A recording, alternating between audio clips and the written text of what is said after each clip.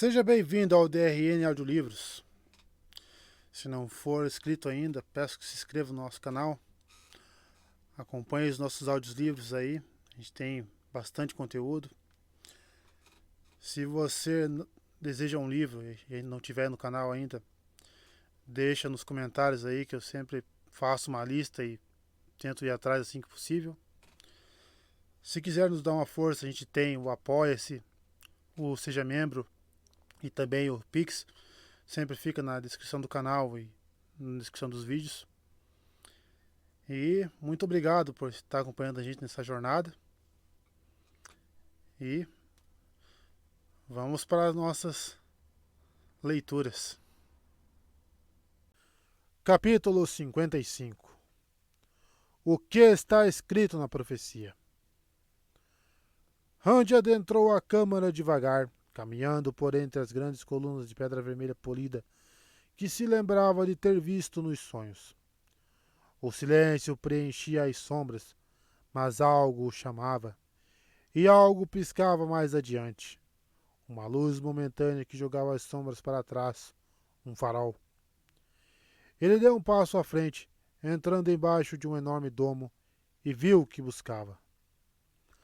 Kalandor, suspensa no ar com a empunhadura para baixo, a espera apenas da mão do dragão renascido, nenhuma outra. Enquanto girava, dividia a pouca luz que havia no recinto, e vez ou outra tremulava, como se emanasse luz própria, chamando-o, esperando por ele. Se é que eu sou o dragão renascido. Se é que não sou só mais um homem meio louco, amaldiçoado com o dom de canalizar, uma marionete de Moiraine da Torre Branca. Pegue-lhe os Terin. Pegue, fratricida. Ele se virou na direção de onde vinha a voz. O homem alto, de cabelos brancos e curtos, que irrompera das sombras entre as colunas, era um pouco familiar. Randy não fazia ideia de quem era o sujeito vestido em um casaco de seda vermelha, com listras pretas com mangas bufantes, além de calças pretas enfiadas nas botas cobertas de elaborados ornamentos em prata. Não conhecia o homem, mas já o vira em seus sonhos. Você as trancou em uma jaula, comentou. Egwene, Ninaeve e Elaine. Nos meus sonhos. Você sempre trancava as três em uma jaula e fazia mal a elas. O homem fez um gesto desdenhoso com a mão. Elas são menos que nada. Talvez se tornem importantes um dia, quando forem treinadas, mas não agora. Confesso estar surpreso por você se importar tanto com elas a ponto de torná-las úteis. Mas você sempre foi um tolo, sempre pronto para seguir seu coração, em vez de buscar poder. Veio cedo demais, Lusterin. Agora terá que fazer aquilo para o qual ainda não está preparado, ou morrerá. Morrerá sabendo que deixou essas mulheres que tanto preza em minhas mãos. Ele parecia à espera de algo, vigilante. Pretendo usá-las mais, fratricida. Elas servirão a mim, servirão ao meu poder. E isso as machucará mais do que tudo o que já sofreram. Atrás de Randy, Kalandor piscou, emanando um pulso de calor em suas costas. Quem é você? Não se lembra de mim, não é? O homem de cabelos brancos de repente soltou uma risada. Também não me lembro de você, com essa aparência. Um camponês com um estojo de flauta nas costas. Será que Isramael falou a verdade? Ele sempre gostou de mentir para ganhar uma polegada ou um segundo de vantagem. Não se lembra de nada, Liusteri? Um nome, exigiu Randy. Qual é o seu nome? Pode me chamar de Belal. O abandonado demonstrou desprezo ao notar que Randy não reagira ao nome. Pegue, ordenou Belal de repente, estendendo a mão em direção à espada atrás de Randy. Já fomos para a guerra lado a lado, e por isso vou lhe dar uma chance. Uma chance pequena, mas é a chance de salvar a si próprio. A chance de salvar aqueles três que eu pretendo transformar em animaizinhos de estimação. Pegue a espada, camponês. Talvez seja o suficiente para lhe ajudar a sobreviver a mim. Randy riu. Acha mesmo que consegue me assustar assim, tão fácil, abandonado? Balsamon em pessoa veio me caçar. Acha que vou me acovardar agora, diante de você? Rastejar diante de um abandonado, depois de ter renegado o tenebroso na cara dele? É isso que você acha? Perguntou Belal baixinho.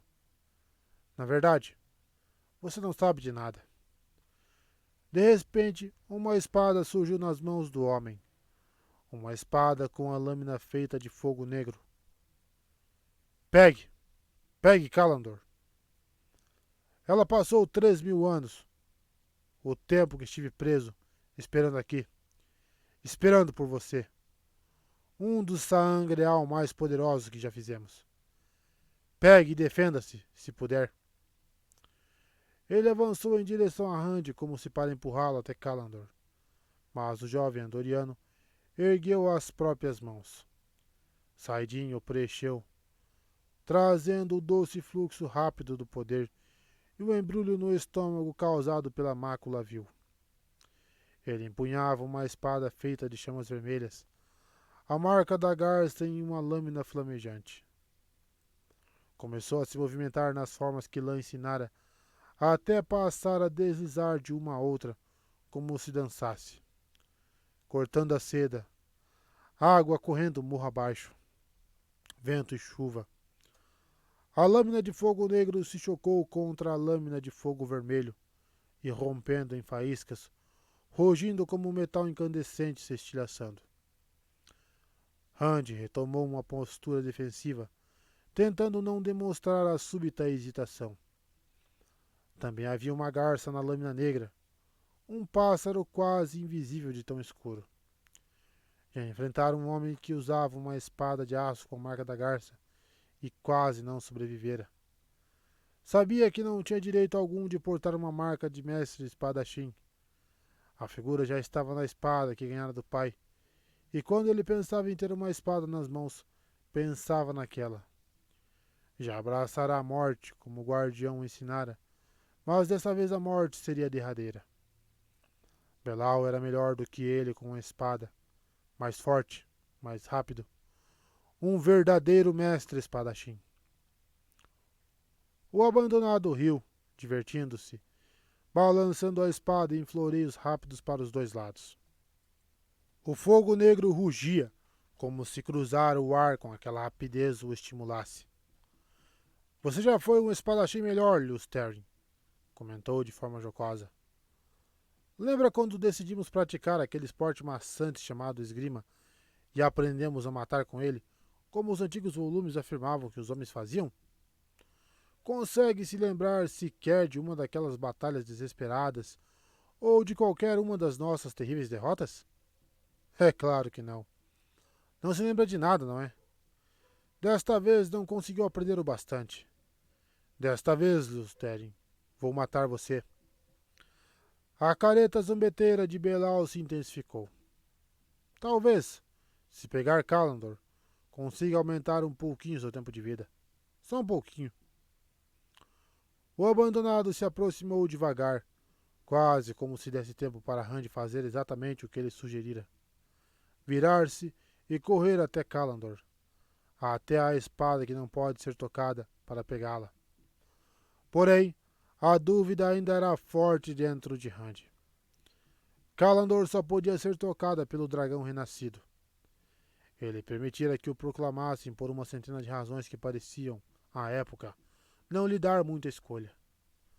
Mas será que era mesmo o dragão renascido? Se corresse para tocar Calandor de verdade, não em um sonho, será que sua mão tocaria uma barreira invisível enquanto Belal o retalhava pelas costas? Enfrentou o abandonado com a espada que já conhecia, a lâmina de fogo forjada com Saidin, e foi forçado a recuar. A folha que cai encontrou seda molhada. Gato dança no muro se chocou contra a javari e dispara murro abaixo. O rio erode à margem quase o fez perder a cabeça, obrigando-a a se atirar para um dos lados com pouca elegância, a chama negra roçando seus cabelos. Depois fez um rolamento e voltou a ficar de pé para enfrentar a pedra caída da montanha.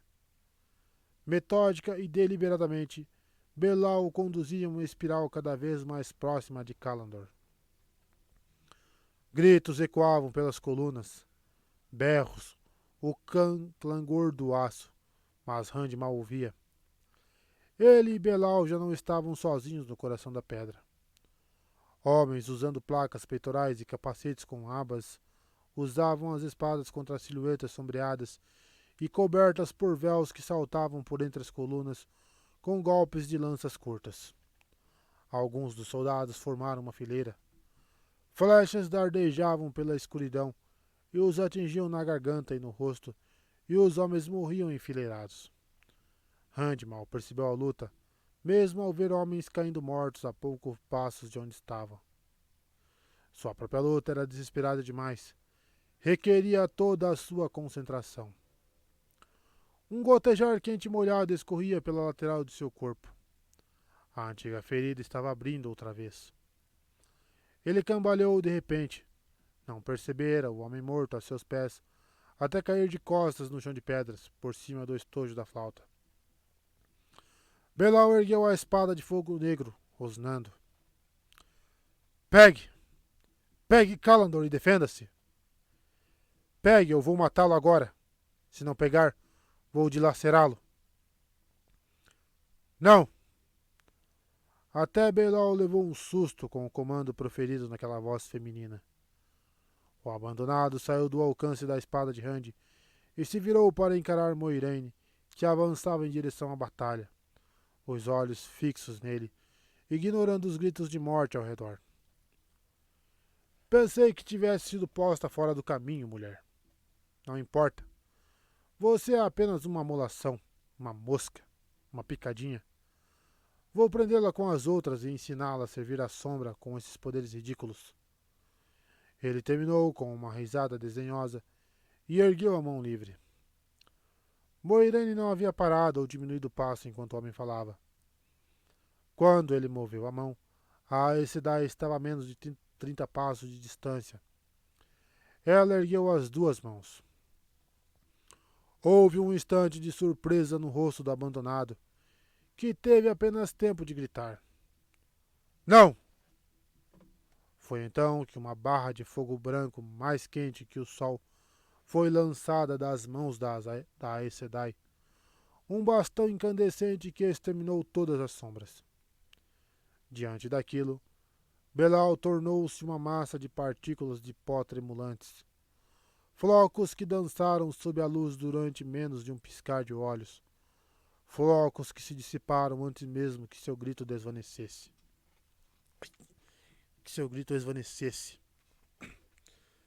Fez-se silêncio no aposento, quando a barra de luz desapareceu, exceto pelos gemidos dos feridos. A luta cessara por completo. Homens de véus e homens de placas peitorais estavam parados da mesma forma, parecendo atônitos. Ele tinha razão em relação a uma coisa, comentou Moiraine, tão serena e fria como se caminhasse em um prado. Você precisa pegar Kalandor. Ele pretendia matá-lo por ela, mas a espada é sua por direito de nascença. Seria muito melhor se você tivesse mais conhecimento antes de pôr a mão naquela empunhadura. Mas chegou o momento, e não há mais tempo para aprender. Pegue a Rand. Um raio negro a açoitou e se enroscou ao redor dela. A mulher gritou enquanto era erguida e arremessada como um saco pelo chão, até que se chocou com uma das colunas. Rand levou os olhos para ver de onde viera o raio. Havia uma sombra mais profunda lá no alto, perto do topo das colunas, uma escuridão que fazia todas as outras sombras parecerem o sol do meio-dia. De dentro dela, 2 olhos de fogo o encaravam de volta. Aos poucos, a sombra baixou, transformando-se em Baalzamon, vestido em roupas negras como a morte, como o negro dos Mirdraal. Ainda assim, não eram tão escuras quanto a sombra que se agarrava a seu corpo.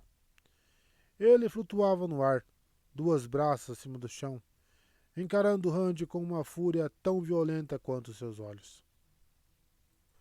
Por duas vezes lhe ofereci a chance de me servir em vida. Chamas saltavam em sua boca enquanto ele falava, e cada palavra rugia como se saísse de uma fornalha. Por duas vezes você recusou e me feriu. Agora servirá ao Senhor do túmulo em morte. Morra-lhe o infratricida. Morra, Randy Altor. Chegou a hora da sua morte. Eu levarei a sua alma.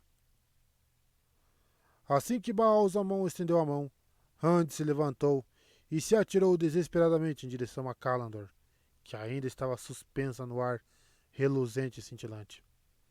Não sabia se seria capaz de alcançá-la ou mesmo de tocá-la, mas tinha certeza de que era a sua única chance. O golpe de Baal-Zamon o acertou no meio do salto, atingiu-o por dentro, dilacerando e derrubando-o, despedaçando algo, tentando retalhar uma parte dele. Randy gritou. Sentia-se desmoronando como um saco vazio. Pareciam que estavam virando do avesso. A dor na lateral do corpo causada pela ferida aberta em Falme era quase bem-vinda. Algo a que se agarrar, um lembrete de vida. Sua mão se fechou em um movimento convulsivo, apertando-se à empunhadura de Kalandor. O poder único irrompeu dentro dele. Uma torrente maior do que ele poderia crer ia de Saidin para dentro da espada. A lâmina de cristal brilhava ainda mais intensa do que o fogo de Moiraine. Era impossível encará-la, impossível notar que ainda era uma espada. Parecia apenas uma luz intensa brilhando em seu punho. Ele lutou contra o fluxo. Duelou com a maré implacável que ameaçava carregá-lo, arrastar tudo o que ele era para dentro da espada.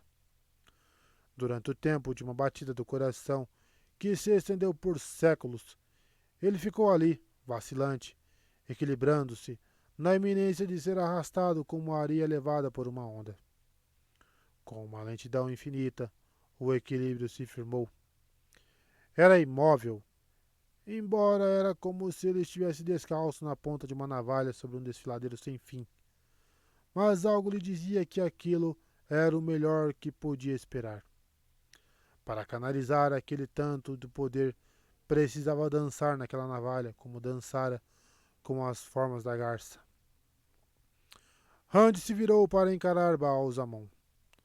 A sensação de ter seu interior dilacerado cessara assim que sua mão tocou Kalandor.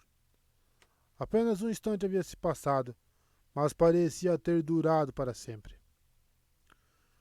Você não vai levar minha alma, gritou. Desta vez vou acabar com tudo de uma vez por todas. Vou acabar com tudo agora. Baal-Zamon fugiu, homem e sombra desaparecendo.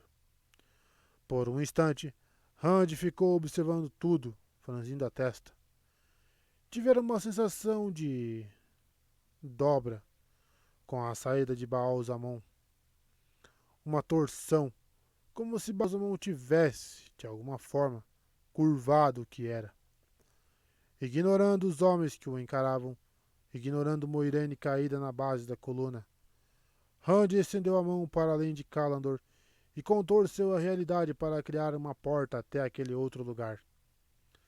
Não sabia onde. Sabia apenas que era para onde Baal-Zamon fugira. Eu sou o caçador agora, disse e passou pela porta. A pedra tremeu sob os pés de Egwene. A pedra tilintou, tremeu e tilintou. A jovem recuperou o equilíbrio e parou para escutar.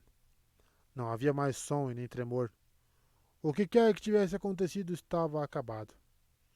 Ela se apressou. Havia uma porta com barras de ferro à sua frente, presa com uma tranca do tamanho de sua cabeça. Ela canalizou terra antes de tocá-la e, quando empurrou as barras, a tranca se partiu ao meio. Ela atravessou apressada o aposento, além da porta, tentando não olhar para as coisas que pendiam das paredes. Chicotes e pinças de ferro eram o que havia de mais inócuo. Com um pequeno calafrio, empurrou um portão de ferro menor e adentrou um corredor com portas de madeira, brutas alinhadas, e tochas rústicas dispostas em suportes de ferro a intervalos regulares. Sentiu quase tanto alívio por deixar aquelas coisas para trás do que sentiu ao encontrar o que buscava. Mas qual cela? As portas de madeira se abriram com facilidade. Algumas estavam destrancadas, e as trancas nas outras duraram tão pouco quanto a maior. Mas todas as celas estavam vazias. É claro, ninguém sonharia em estar nesse lugar. Qualquer prisioneiro que conseguisse alcançar Tel Laeranriod sonharia com um lugar mais agradável. Por um instante, sentiu algo próximo do desespero. Quisera acreditar que encontrar a cela certa faria diferença. No entanto, até mesmo encontrar o lugar poderia ser impossível. Aquele primeiro corredor se estendia infinitamente, e outros se juntavam a ele. De repente, viu algo tremeluzir mais adiante. Uma silhueta ainda menos material do que Joiabir parecera. No entanto, era uma mulher. Tinha certeza daquilo. Uma mulher sentada em um banco ao lado da porta de uma das celas. A imagem cintilou em um contorno palpável outra vez, depois desapareceu. Não havia como confundir aquele pescoço delgado e aquele rosto pálido e inocente, com pálpebras que ondeavam à margem da sonolência. Amico Nagoin flutuava em direção ao sonho, sonhando com sua tarefa de guarda. E aparentemente brincava, sonolenta, com um dos terangreal roubados. Egwene era capaz de compreender. Fora um esforço enorme parar de usar o objeto que recebera de Velen, mesmo por alguns poucos dias.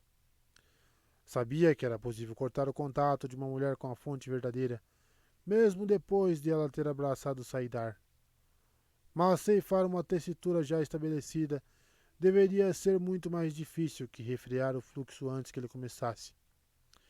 Ela definiu os padrões da tessitura e os aprontou, fazendo tramas de espírito muito mais fortes desta vez, mais grossas e pesadas, uma trama mais densa e com a extremidade afiada como uma faca. A silhueta oscilante da Amiga das Trevas surgiu outra vez, e Egwene disparou os fluxos de ar e espírito. Por um instante, algo pareceu resistir à urdidura de espírito, mas ela insistiu com toda a força que tinha. O fluxo deslizou para o lugar. Amico Nagoin gritou. Era um som débil, quase não dava para ouvir, tão fraco como a imagem da mulher que parecia quase um fantasma do que fora Joiabir. Ainda assim, as tramas de ar a envolveram, e ela não desapareceu outra vez. O terror distorceu aquele rosto adorável da Amiga das Trevas. A mulher parecia balbuciar alguma coisa, mas seus gritos eram sussurros muito baixos para Egwene compreender. Egwene a atou e prendeu as tessituras ao redor da Irmã Negra. Depois voltou a atenção à porta da cela. Impaciente, deixou um fluxo de terra atingir o cadeado de ferro. Ele se desfez em poeira negra, uma névoa que se dissolveu antes de atingir o solo. Ela escancarou a porta e não ficou surpresa em encontrar a cela vazia, exceto por uma tocha rústica que queimava. Mas o amigo está presa e a porta está aberta. Por um instante, considerou o que faria em seguida. Então, saiu do sonho. E acordou para os hematomas, as dores e a sede, para a parede da cela onde estava encostada, de frente para a porta firmemente fechada. É claro, o que acontece com as criaturas vivas é real quando elas acordam. O que eu fiz com a pedra, o ferro ou a madeira não tem efeito no mundo real. Ninaev e Elaine ainda estavam ajoelhadas ao lado dela. Quem quer que esteja lá fora, comentou Ninaev, Gritou alguns instantes atrás, porém nada mais aconteceu. Você encontrou alguma saída? Devemos conseguir sair, respondeu Egwene. Me ajude a me levantar, e vou me livrar da tranca. A Miko não vai perturbar a gente. Aquele grito foi dela. Elaine sacudiu a cabeça. Estou tentando abraçar Saidar desde que você dormiu. É diferente agora, mas ainda estou sem contato. Egwene formou vazio dentro de si. Transformou-se no botão de rosa e se abriu a Saidar. A muralha invisível ainda estava ali, embora trêmula. Houve momentos em que ela quase pensou sentir a fonte verdadeira, começando a preenchê-la com o poder. Quase. O escudo oscilava, entrando e saindo da existência, muito depressa para o movimento ser detectado. Poderia muito bem ainda ser sólido. Ela olhou as duas outras mulheres. Eu a aprisionei. Eu a blindei. Ela é uma criatura viva, não um pedaço de ferro sem vida. Ela deveria ainda estar blindada. Algo aconteceu com a barreira que formaram em nós, retrucou Elaine. Mas a Miko ainda consegue controlá-la. Egwene deixou a cabeça desabar na parede. Vou ter que tentar outra vez. Você tem forças para isso? Elaine fez uma careta. Para ser franca, você ainda parece mais fraca do que antes. Essa tentativa tirou alguma coisa de você, Egwene. Lá, sou forte o suficiente.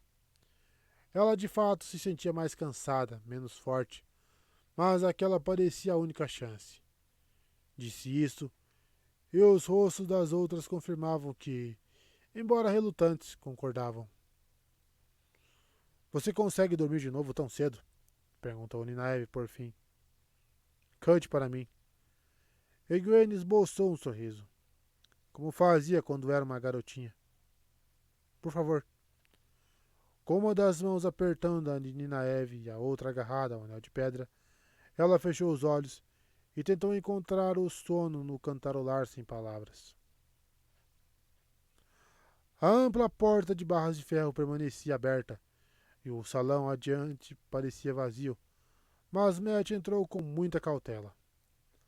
Sandara ainda estava no corredor, tentando espiar nas duas direções ao mesmo tempo, certo de que um grão-lorde ou talvez uns 100 defensores poderiam aparecer a qualquer momento.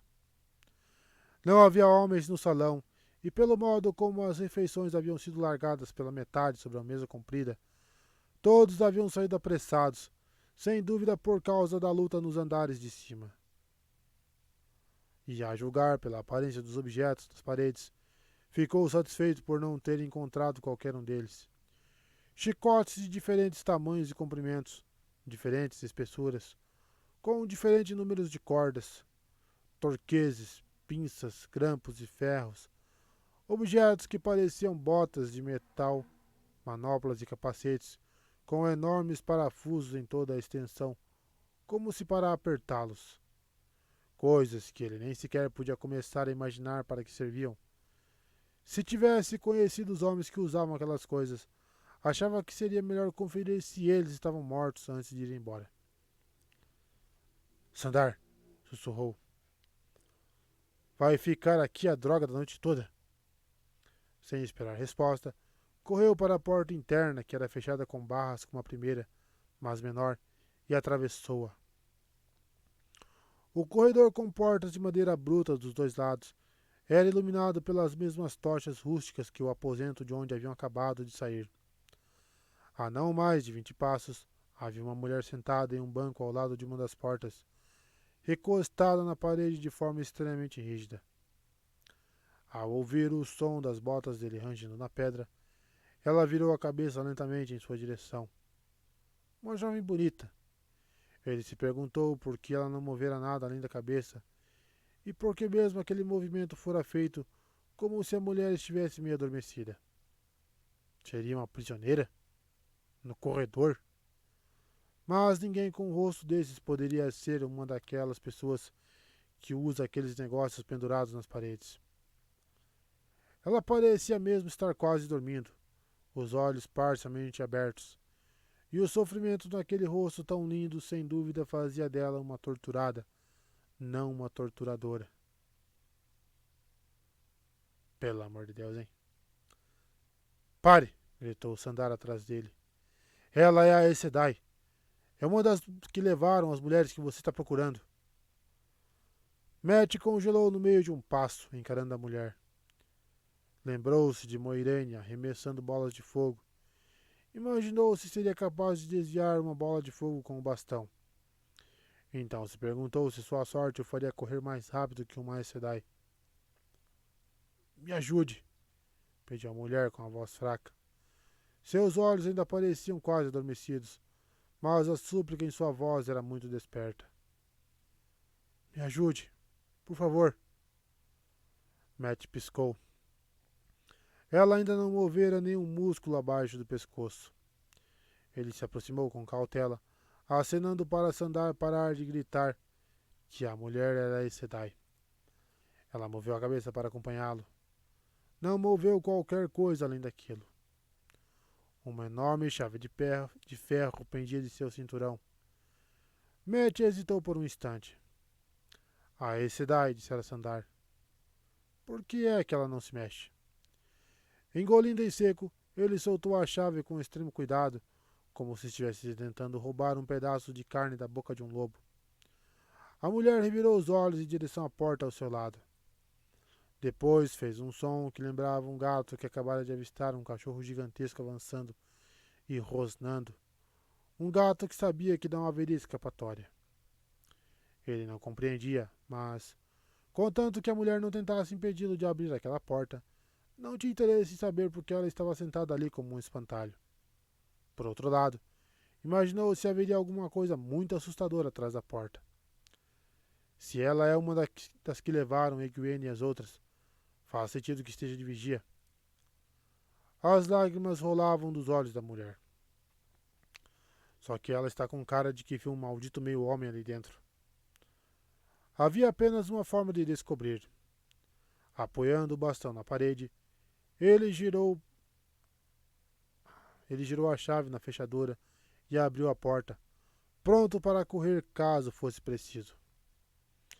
Ninaeve e Elaine estavam ajoelhadas no chão, e Egwene parecia adormecida entre elas. Ele arquejou ao ver o rosto inchado de Egwene e mudou de ideia quanto a ela parecer adormecida. As outras mulheres se viraram assim que ele abriu a porta. Estavam quase tão espancadas quanto Egwene. Que me queime, que me queime. Elas olharam para ele e escancararam as bocas. Matrin Calton! Exclamou Ninaeve, chocada. Sob a luz, o que está fazendo aqui? Vim resgatar vocês, caramba! Respondeu. Que me queime se eu esperava que ia ser recebido como se tivesse vindo roubar uma torta. Pode me explicar mais tarde por que é que estão parecendo ter lutado com ursos, se quiserem. Se Egwene não puder caminhar, eu a levo nas costas. Há Aiel espalhados em toda a pedra, ou pelo menos bem perto de nós. Ou eles estão matando os malditos defensores, ou os malditos defensores estão acabando com eles. Mas, seja lá o que for, é melhor a gente sair dessa desgraça enquanto dá tempo. Se ainda der tempo. Modere esse linguajar, mandou Ninaeve.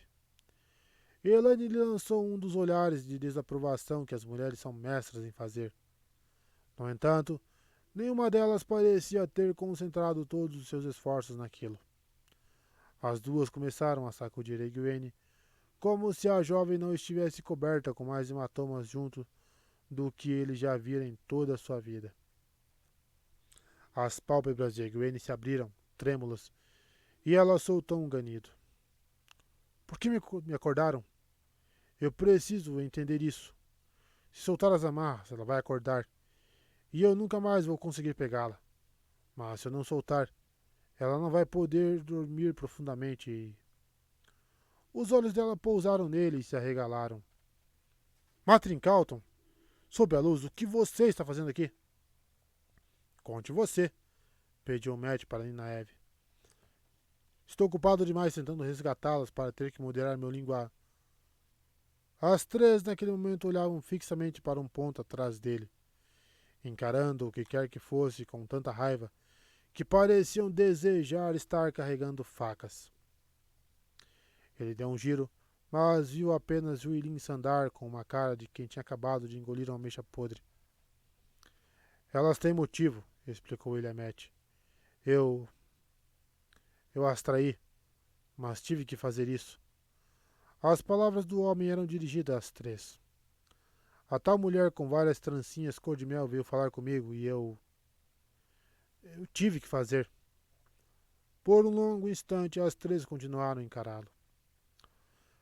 Liandrin tem truques muito vis, mestre Sandar, respondeu Nineve por fim. Talvez você não seja totalmente culpado. Podemos distribuir as parcelas de culpa mais tarde. Já que isso está esclarecido, comentou Matt, será que podemos ir? Para ele, tudo estava tão claro quanto lama, mas estava mais interessado em ir embora dali bem depressa. As três saíram mancando atrás dele pelo corredor, mas pararam em volta da mulher sentada no banco. Ela revirou os olhos para elas e choramingou. Por favor, vou voltar para a luz. Vou jurar obediência a vocês, com bastante juramento nas minhas mãos. Vou jurar. Por favor, não. Matt deu um salto quando Ninaeve recuou de repente e deu um soco na mulher, derrubando-a do banco. Ela ficou ali parada, os olhos finalmente fechados por completo. Mas, mesmo deitada de lado, ela permanecia na posição exata em que ficara sentada no banco. Acabou, anunciou Elaine animada. Egwene agachou-se para revirar a bolsa da mulher inconsciente e pegou um objeto que Matt não conseguiu identificar, guardando-o. Pois é, que maravilha. Algo mudou nela quando você a socou, Ninaeve. Não sei o que foi, mas senti. Elaine concordou. Eu também senti. Queria mudar absolutamente tudo em relação a ela, retrucou Ninaeve com uma carranca. Ela segurou a cabeça de Egwene entre as mãos. A mais nova ficou na ponta dos pés, arfando. Quando Ninaeve tirou as mãos dela e levou-as de Elaine, os hematomas de Egwene haviam desaparecido. Os da filha herdeira sumiram com a mesma rapidez. Sangues e malditas cinzas, grunhou Matt. Por que você bateu numa mulher que estava apenas sentada quieta? Acho que ela não podia nem se mexer. As três se viraram para ele, que emitiu um som abafado, como se o ar à sua volta estivesse se transformando em uma geleia grossa. Ele levitou até suas botas balançarem a cerca de um passo acima do chão. Ah, que me queime, o poder! Cá estava eu, com medo de aquela Aes usar o maldito poder em mim. E agora essas desgraçadas que eu estou resgatando resolvem fazer isso. Que me queime! Você não entende nada, Metrin Calton, disse Egwene com a voz firme. Até que você entenda, completou Ninaeve com a voz ainda mais firme. Sugiro que guarde suas opiniões para si. Elaine contentou-se lançar um olhar que o fez lembrar de quando sua mãe procurava uma vara para lhe açoitar. Por algum motivo, percebeu que abria o mesmo sorriso que tantas vezes abrira a sua mãe depois daquelas varadas. Que me queime. Se elas são capazes de fazer isso, como é que alguém pode tê-las trancado naquela cela para começo de conversa? O que eu entendo é que resgatei vocês três de algo que não eram capazes de sair sozinha. E vocês demonstram tanta gratidão quanto um daqueles sujeitos da maldita barca do Taren, e com a dor de dente. Você tem razão, concordou Ninaeve, e de súbito as botas de Matt atingiram o chão com tanta força que ele rangeu os dentes. Mas pôde se mexer outra vez. Por mais que me doa dizer isso, Matt, você tem razão. Ele ficou tentado a dar uma resposta sarcástica, mas a voz dela já oferecia desculpas o suficiente. Podemos ir agora? Com a luta ainda se desenrolando, Sandar, acha que podemos levá-las por um portãozinho perto do rio. Eu não vou embora ainda, Matt, retrucou Ninaeve. Ainda pretendo encontrar Liandrin e esfolá-la viva, completou Egwene, soando quase como se a intenção fosse literal. A única coisa que quero fazer, comentou Elaine, é espancar Jo e Abir até ela guinchar, mas posso me contentar com qualquer uma delas. Será que vocês estão todas surdas? Rosnou Matt. Tem uma batalha acontecendo lá fora. Vim até aqui para resgatar vocês e pretendo fazer isso. Egwene deu um tapinha carinhoso em seu rosto ao passar a seu lado, e Elaine fez o mesmo. Ninaeve apenas fungou com desdém. Matt ficou encarando as três, o queixo caído. Por que não falou nada? Grunhiu para o caçador de ladrões. Eu vi o que aconteceu quando você falou, respondeu Sandar apenas. Não sou trouxa. Bem, não vou ficar no meio de uma batalha, gritou para as mulheres. Elas já saíam pela porta pequena feita de barras. Estou indo embora, ouviram? As três sequer olharam para trás. Provavelmente vão acabar mortas por aí. Alguém vai cravar uma espada nelas enquanto estiverem olhando para o outro lado. Com um rosnado, Matt ajeitou o bastão sobre o ombro e foi atrás delas. Vai ficar aí parado? Perguntou ao caçador de ladrões. Não vim até aqui para deixá-las morrer agora. Sandar o alcançou no salão com os chicotes. As três mulheres já haviam sumido, mas Matt tinha a sensação de que não seria muito difícil encontrá-las. Basta achar malditos homens flutuando. Malditas mulheres. Ele apressou o passo e seguiu trotando. Perrin avançava a passos firmes pelos corredores da pedra, soturno, em busca de algum sinal de File. Ele já a resgatara mais 2 vezes. Em uma delas, libertara-a de uma jaula de ferro muito parecida com a que guardava o Aiel em Hemen. Na outra, abrira um baú de aço com um falcão trabalhado ao lado. Nas 2 vezes, a mulher se desintegrara no ar, depois de dizer o nome dele. Saltador trotava ao seu lado, farejando o ar. Por mais aguçado que fosse o nariz de Perrin, o do lobo era mais. Fora Saltador quem levara os dois até o baú. Perrin se perguntou se conseguiria libertá-la de verdade. Fazia tempo que não aparecia qualquer sinal de File. Os corredores da pedra estavam vazios. Lampiões queimavam e tapeçarias e armas estavam penduradas nas paredes, mas nada se movia, exceto ele e Saltador. Só o que eu pensei que fosse Rand. Fora apenas um vislumbre, um homem correndo e parecendo perseguir alguém. Pode não ter sido ele. Pode não ter sido, mas acho que foi. Saltador de repente apressou o passo e avançou em direção a outro conjunto de portas altas, essas revestidas de bronze. Pen tentou acompanhá-lo, mas tropeçou e caiu de joelhos, estendendo a mão para se apoiar pouco antes de desabar com a cara no chão. A fraqueza o invadiu, como se seus músculos estivessem liquefeitos. A sensação foi embora, mas levou junto um pouco do seu vigor. Era um esforço manter-se de pé. Saltador virou-se para encará-lo. Você veio com força demais, jovem touro. A carne se enfraquece. Você não se preocupa em preservá-lo bastante.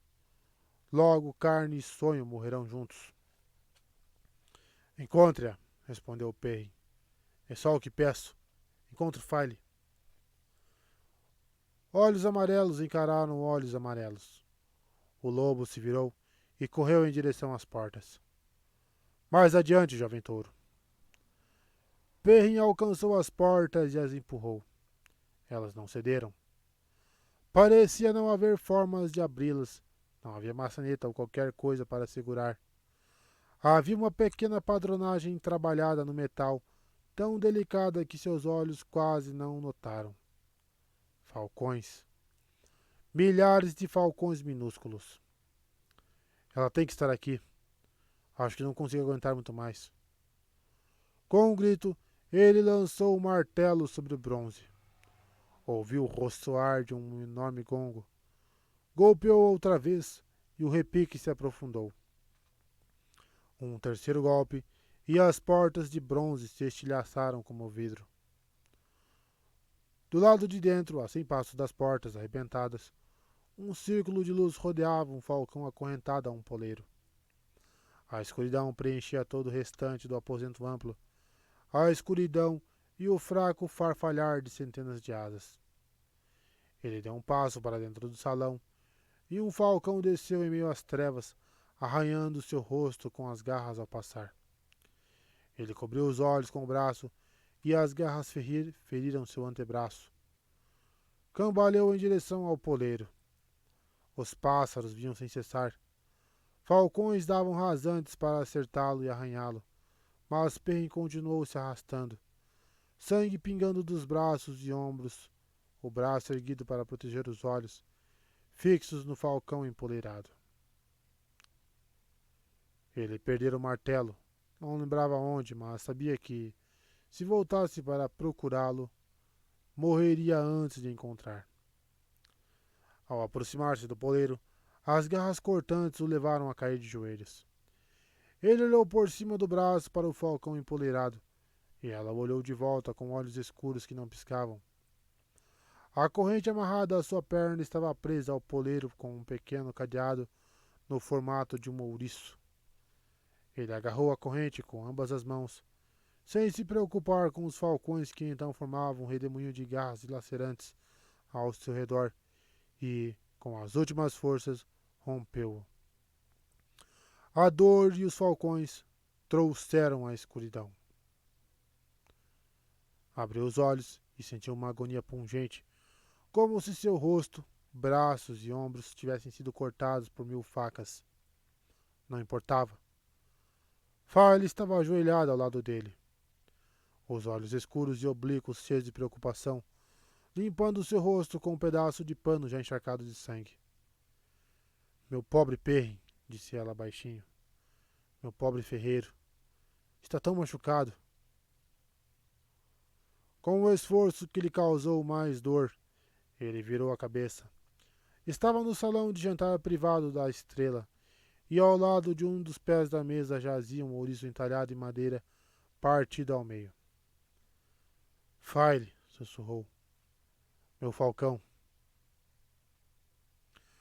Randy ainda estava no coração da pedra, mas era diferente.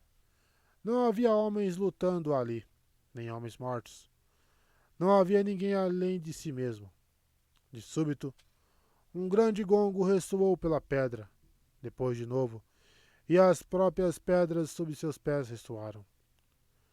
O estrondo veio pela terceira vez, mas foi cortado de repente, como se o gongo tivesse se estilhaçado. Houve silêncio.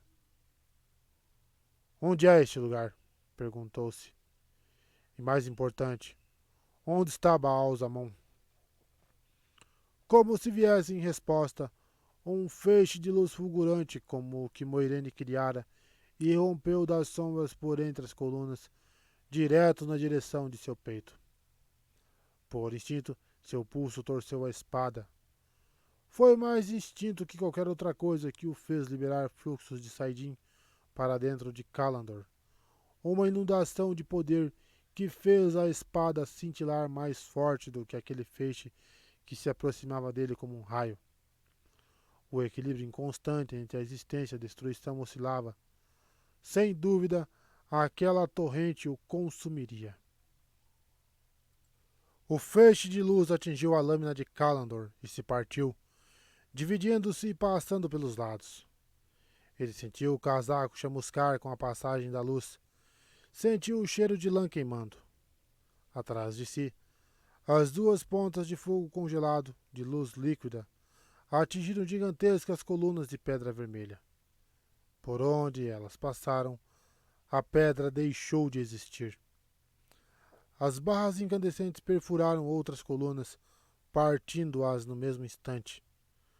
O coração da pedra ressoava enquanto colunas desabavam e se dissolviam em nuvens de poeira e fragmentos de pedra. O que caía na luz, entretanto, simplesmente passava a não existir.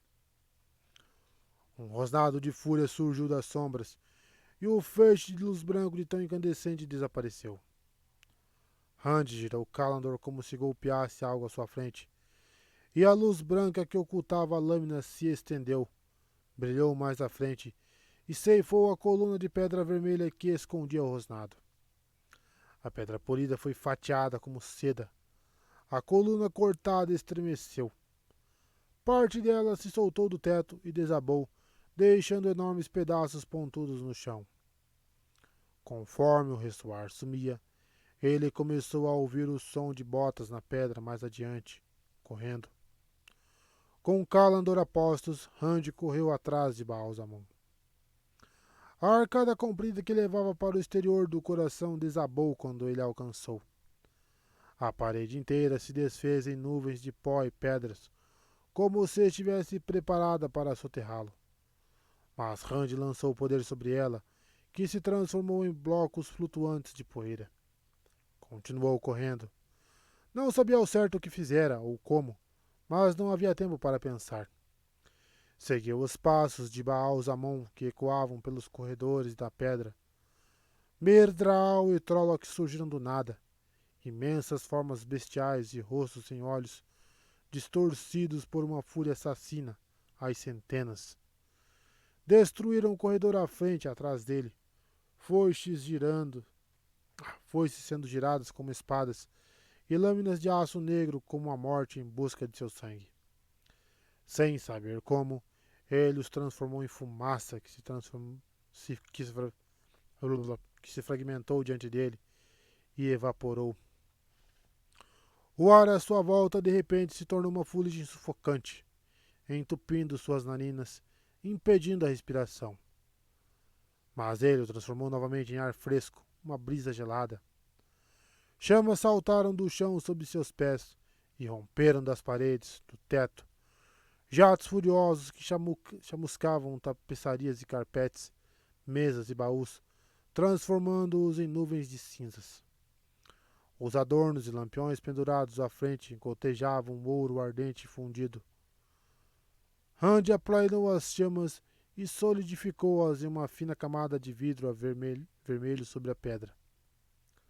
As pedras ao redor dele esvaneceram quase até virar uma névoa. A pedra se esvaneceu. A realidade estremeceu. Ele podia senti-la se desfazendo. Sentia a si próprio se desfazer. Estava sendo empurrado do aqui para algum outro lugar onde absolutamente nada existia. Kalandor ardia em suas mãos como o sol, e ele pensou que a espada fosse derreter. Pensou que ele mesmo fosse derreter com uma explosão do poder único dentro de si, o fluxo que ele de alguma forma direcionava para selar o espaço que se abrira em torno dele, para manter-se do lado da existência. A pedra tornou-se sólida outra vez. Ele não conseguia sequer começar a imaginar o que fizera. O poder único se revolvia com violência dentro dele, a ponto de ele mal reconhecer a si próprio, a ponto de ele quase não ser mais ele próprio, a ponto de do que ele era quase já não existir. Sua estabilidade precária oscilava. De cada um dos lados despontava uma queda sem fim, obliterada pelo poder que fluía dele para dentro da espada. Mas na dança ao longo da ponta fiada da lâmina havia ao menos uma certa segurança indefinida. Kalandor brilhava tanto em seu punho que ele parecia carregar o sol. Dentro dele, indistinta, tremulante, como a chama de uma vela em uma tempestade, estava a garantia de que, empunhando Kalandor, seria capaz de qualquer coisa. Qualquer coisa. Avançou por corredores infinitos dançando sobre a lâmina, caçando aquele que iria matá-lo. Aquele que deveria matar. Dessa vez não poderia haver outro fim. Dessa vez, um deles teria que morrer. Estava claro que Baalzamon também sabia disso. Ele sempre fugia, sempre estava fora da vista para que Randy tivesse que persegui-lo apenas com os sons de sua fuga. Mas, mesmo fugindo, ele voltou àquela pedra de tear, que não era a pedra de tear contra Randy, que lutou de volta com instinto, sorte e tentativas. Lutou e correu com a ponta daquela lâmina em perfeito equilíbrio com o poder, a ferramenta e arma que o consumiria por completo se ele falhasse. A água encheu os corredores de cima a baixo, espessa e negra como no fundo do mar, sufocando-o. Ele a transformou em ar outra vez, por instinto, e continuou a correr. De repente, o ar começou a ficar cada vez mais pesado, até parecer que cada polegada de sua pele sustentava uma montanha que o comprimia por todos os lados. Um instante antes de ser esmagado à inexistência, selecionou correntes do fluxo de poder que corria por seu corpo. Não soube como, quais, nem porquê. Tudo era rápido demais para ele pensar ou entender, mas a pressão desapareceu. Perseguiu o Baal Zamon e o próprio ar de repente virou rocha sólida a comprimi-lo. Depois pedras fundidas, depois um vazio incapaz de preencher os pulmões. O chão sob suas botas o puxou para baixo como se cada libra de súbito passasse a pesar 1000. Depois de todo o peso simplesmente sumiu, de forma que um passo o fazia rodopiar suspenso no ar. Bocarras invisíveis escancararam-se para arrancar a mente de seu corpo, para dilacerar sua alma. Ele acionava cada armadilha e continuava correndo. O que Baal Zamon distorcia para destruí-lo, ele consertava, sem saber como. De alguma forma vaga, sabia que trazia os elementos de volta ao equilíbrio natural. Forçava-os a se alinhar com a própria dança naquele limite entre a existência e o nada, um limite quase invisível de tão fino. Mas esse era um pensamento distante. Toda a sua consciência jazia na perseguição, na caça, na morte que acabaria com tudo. Então se viu outra vez no coração da pedra, andando pelo vazio cheio de entulhos que antes fora uma muralha. Algumas das colunas pendiam do teto como dentes quebrados. Baal Zamon recuou, os olhos em chamas, um manto de sombras cobrindo-o. Línguas negras como fios de aço pareciam correr de Baal Zamon até as trevas que se avolumavam ao redor dele, esvanecendo a alturas e distâncias inimagináveis por dentro daquela escuridão. Eu não serei desfeito! Gritou Baal Zamon. Sua boca era fogo. Seu guincho ecoou por entre as colunas. Não posso ser derrotado! Socorro! Um pouco da escuridão que o envolvia deslizou até suas mãos, formando uma bola tão negra que parecia absorver até a luz de Kalandor. Um triunfo brilhou nas chamas de seus olhos, de repente. Você está destruído! Gritou Rand. Kalandor rodopiou em suas mãos. Sua luz turvou a escuridão e ceifou as linhas de aço negro ao redor de Baal Zamon, que começou a convulsionar, encolhendo e crescendo ao mesmo tempo, como se fosse dois. Você está acabado! Rand afundou a espada, reluzente no peito de seu oponente. Baal Zamon gritou. As chamas em seu rosto arderam com ainda mais ferocidade. Tolo! Uivou. O grande senhor das trevas jamais pode ser derrotado. Rand puxou a lâmina de Kalandor e o corpo de Baal Zamon arqueou e começou a cair, a sombra ao redor dele desvanecendo. De repente, Rand viu-se em outro coração da pedra, rodeado por colunas ainda inteiras, onde homens lutavam, gritando e morrendo. Homens de véus contra homens de elmos e placas peitorais. Moiraine ainda jazia caída na base de uma das colunas de pedras vermelhas. Aos pés de Rand havia o corpo de um homem, estirado de costas com um buraco chamuscado bem no meio do peito. Devia ter sido um belo homem de meia idade, mas onde deveriam estar os olhos e a boca, haviam apenas vãos de onde saíam anéis de fumaça preta. Eu consegui, pensou ele. Matei Baal Zamon, matei Shaitan. Venci a última batalha. Luz, eu sou o dragão renascido, o destruidor das nações, o responsável pela ruptura do mundo. Não. Eu vou acabar com a ruptura, acabar com a matança. Vou fazer com que ela acabe. Ergueu Kalandor sobre a cabeça. Raios prateados irromperam da lâmina, clarões pontiagudos que se arqueavam em direção ao grande domo acima. Parem! gritou. A luta cessou. Os homens o encararam, espantados, tanto sob véus negros quanto sob as abas dos capacetes redondos. Eu sou Rand al'Thor, gritou, para que sua voz ressoasse pela câmara. Eu sou o dragão renascido. Kalandor brilhava sob seu punho. Um a um, os homens de véu e os de elmos se ajoelharam diante dele, clamando. O dragão renasceu! O dragão renasceu!